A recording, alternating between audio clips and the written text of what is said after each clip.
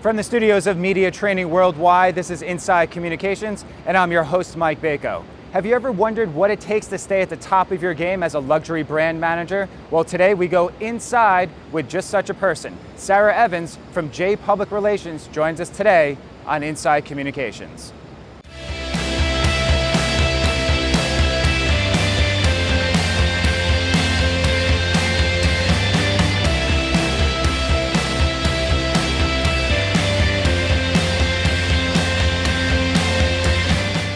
Not a lot of firms stick with just one topic, but your firm, J Public Relations, sticks with just hospitality and lifestyle clients. Why is that?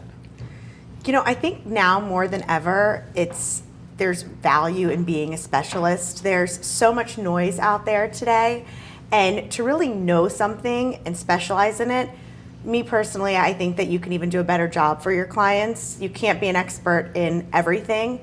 And for us, hospitality and lifestyle resonate for us personally and professionally. I know that most people at our agency have actually worked in the hospitality industry at some point prior to joining J Public Relations. So it really adds that value that they can know about the industry on the back end, and it really helps to, place our clients in the media, but then also really drive revenue and be a part of that business end. As we see the economy take its dips and turns and wind its way around right now, things not going so well, are your clients asking you for different things as the economy changes, considering that they are dependent on people using their disposable income to come visit them? Of course, travel is one of the industries, as we all know, that plummeted more significantly, than anything around 2008. I have to say it has come back. However, there's so many more mediums now that we use as a firm and just as travelers to really, for our clients, and then also just to book vacations or decide where we're going. So we're able to use social media. We go right to the client. We're working with the media still, of course, but now we have so many opportunities to cut out the media and go right to the source. And I'm sure the media doesn't like that, but I'm sure bloggers and different social media advocates and people that use the different travel advisor sites love the fact that you're able to reach out right to them. No, of course, and we've seen media, so many of our great media contacts have built brands for themselves through social media, or sites such as JetSetter, for example. Now media are part of JetSetter, and they're planning trips for clients. So, we might be speaking with a journalist about a trip to Kenya, for example, and they're helping a client at JetSetter plan that. So they might not be writing about it for a particular magazine, but now it's going right to the source. So now everything is sort of coming together to is your life easier now, or is it tougher? Because before you had the four major media outlets, you had some travel magazines and some of the national publications, but now it seems like there's so many different places that you could get to. Is that harder in a sense? Our life is definitely more complex, I will say, without a doubt. However, I think what we do has become more fun, in my opinion. I've always been very passionate about public relations, but sending out that press release and making a phone call to follow up is so 10 plus years ago, in my opinion.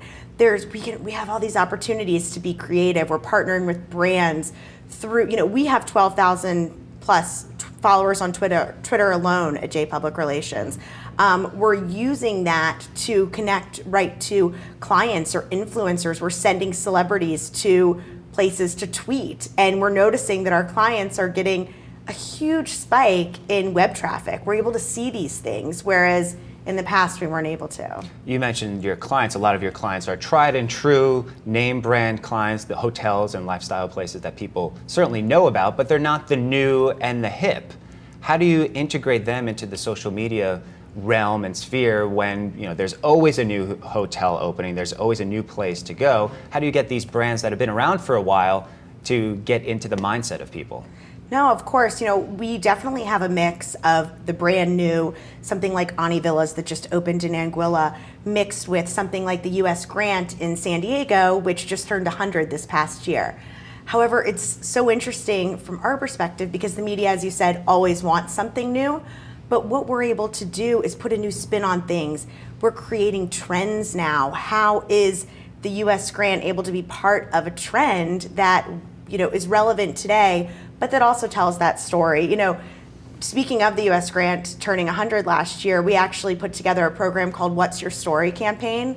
And it was a dedicated website that we set up where guests from the past, 5+ decades would go in and write about their story at the U.S. grant. We received letters from 1940, people who met at the U.S. grant who are celebrating their 70th wedding anniversary today, and then using social media and traditional media outlets were able to publicize it, and it was really huge for the hotel. So it's taking those sorts of things, or we sent a celebrity to the White Barn Inn in Kennebunkport, Maine, a hotel that is very famous, but it's not new, and tweeting about their experience, and the response was overwhelming. So it's taking what's new today and coupling it with what's been, so fantastic for so many years. Certainly taking a celebrity and integrating them with a client of yours is new, and we certainly couldn't do that before Twitter. Is there any danger and some backlash to that? Oh, of course. Where a celebrity, you take a Kim Kardashian, let's say, who has plenty of Twitter followers, but everyone pretty much knows that for the most part, she has sponsored tweets and she has different sponsorships that she deals with. How do you deal with that? For us, it's really finding the right personalities. For a hotel like the White Barn Inn, for example, Kim Kardashian probably wouldn't work. Isn't the right fit. And we're typically not paying these people. It's, in our case specifically, clearly there are many cases, as you said, of sponsored tweets, and we know it's happening. But we try to make it much more organic. Would you be interested in going to the White Barn Inn? They've sometimes heard of it, more cases than not, because that's such a famous place in Kennebunkport, Maine. And they'll go up there and just say, can you tweet about your experience? And make it more organic. I think that's very, very important, is to have that authenticity and organic nature, because, it's just like an ad in a magazine. We've all, I've been in PR for too long, I skip over them, unfortunately. But the same with the sponsored tweets. You can tell for the most part. And again, you mentioned that sort of commingling of the celebrity and the brand that they have to fit together. You also mentioned that sending out a press release is so 10 years ago. Certainly everyone's using Twitter now, and you've been telling us all about how you use Twitter, but is there anything else that's coming up that you see as a new trend besides Twitter, besides using social media? No, of course. And I should clarify when saying with the press release, of course we still use them. Of course they still have value. However, when I first started out in PR 10 years ago, you would fax a press release. Next thing you know, you have a great article was placed from it. That's not happening anymore. It really takes, the press release is useful in some regard. However, there are many other mediums today. So aside from Twitter, I think it's partnerships, and you mentioned the word commingling of brands. So not just celebrities, but taking brands, fashion designers, creating pop-up shops at different hotels or restaurants, food trucks. There's so many different ways where you can go right to the consumer. That, Facebook and Twitter are excellent sources. However, especially we work many times in the very high-end luxury arena. It took a long time for hotels to realize, our clients are paying $1,500 a night to book a room. Are our clients really on Twitter? I don't know. Are they necessarily booking a hotel from Twitter? Not necessarily. So, but if I know that we partner with a fabulous fashion designer, and we're partnering with Diane von Furstenberg, and we're doing some sort of getaway, or you see so many times today that these great brands in New York, especially Physique 57, Soul Cycle, these are doing fitness retreats all over the country. That's a way to have a promotion, but also really go directly to your client. And it's probably a great way, someone that you mentioned that uses the Soul Cycle and is part of that sort of background probably might not go to a hotel that's 100 years old or that charges $1,500 a night, but it's now on their radar. Well, in some cases you'd be surprised. The Soul Cycle clientele, just using that brand as an example, it ranges, it's $35 a class. So if you're paying $35 6 times a week for an exercise class, budget might not be an issue for you. However, a lot of these hotels that have been around for a while, they're doing these new exciting things to keep themselves youthful, so to speak. And I think it's constantly evolving and being part of those trends and seeing what's out there, So, if a hotel looks exactly the way it did 30 years ago and hasn't done anything to evolve, who wants to stay there? Let's take one last look at reaching out to tastemakers. In the sense that travel and leisure is not the only game in town. Condé Nast Travel is not the only game in town anymore. Everyone seems to be writing about their travel experiences, and certainly there are bloggers and tastemakers that are more popular than others. How do you reach out to them in terms of getting them to either see the hotel or be part of some sort of package to write about you? No, of course, and I think it's just that engagement. But it's really understanding who they are. It's not just sending out a press release. It's really understanding their blog and knowing who they are and saying, you know what, I am a passionate follower of yours. I get it. I understand.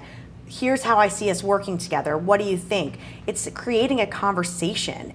It's not one-sided. It's not, here's my information. What are you going to do with it? It's creating that back and forth dialogue. And really, one of the things that hasn't changed in PR over the past several decades is really talking and communicating, and face-to-face communication when it comes down to it is really the best way to make things happen. Are we losing a little bit of that? You mentioned Twitter and Facebook and certainly the traditional press release, but are people picking up the phone as much now? No, they're not. However, I'm not a big proponent of picking up the phone to say, hi, I'm calling to follow up on X, Y, Z. However, picking up the phone to say, you know what, I really love what you're writing about. I saw your article in Travel and Leisure last month, and I want to meet you because this is what I do, and this is why we should connect. And use the phone as a medium to engage that way, and then meet someone face to face. Because you know what, I haven't placed a feature article in a very long time without some sort of relationship involved in it and a real understanding of who that person is and vice versa. Do you find that people coming up through the ranks, you mentioned that you're a 10-year veteran, do you notice that the newcomers into the PR game are a little bit less adept at that because they are tweeting it's the social and on media Facebook generation for sure. And texting?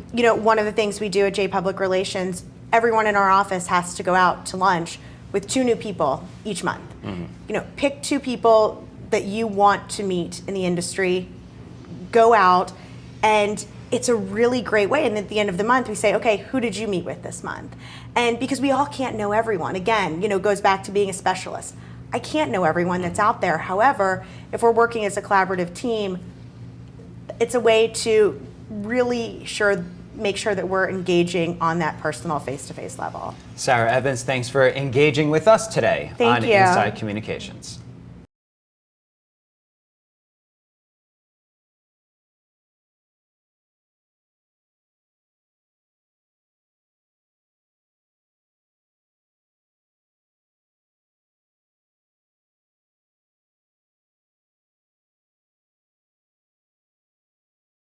Media Training Worldwide has specific systems to teach proper body language, messaging, answer techniques, and soundbite creation. Join a media training workshop to help you prepare for all your media appearances. Learn the basics every good speaker should know and communicate the exact message you want. Media Training Worldwide's presentation training workshop will teach you how to save time by focusing on that which you have total control, your words, messages, and speech. For more information, call 212-764-4955. Media Training Worldwide also offers online interactive media and presentation training courses to help you with all your media and presentation training needs. These courses offer a one-of-a-kind training simulation experience that allows users to record themselves practicing media interviews and speeches. Visit MediaTrainingWorldwide.com for more information. Inside Communications with Mike Bako is brought to you by Pitching Well. Pitching Well is a community for small-cap companies and investors. For more information, visit pitchingwell.com.